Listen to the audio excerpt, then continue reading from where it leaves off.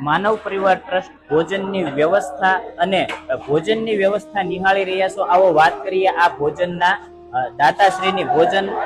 ભોજનના દાતાશ્રી છે સ્વર્ગસ્થ ઉષાબેન કાંતિલાલભાઈ ગોહિલ. એમની 13મી પુણ્યતિથિ નિમિત્તે આશરો લઈ રહેલા એ મનોદિવ્યાંગ જીવને ભોજન કરાવવામાં આવ્યું છે અને આ ભોજનના હસ્તક છે કાંતિલાલભાઈ ગોહિલ.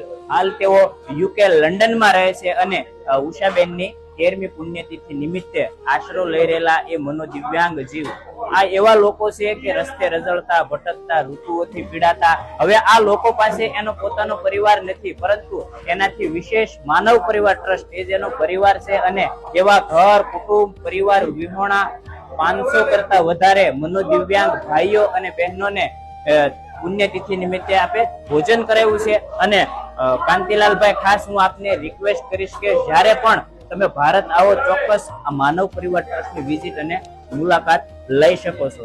માનવ પરિવાર ટ્રસ્ટમાં આ ભોજન આપવા બદલ આ ગોહિલ પરિવારનો હૃદયથી આભાર. Thank you.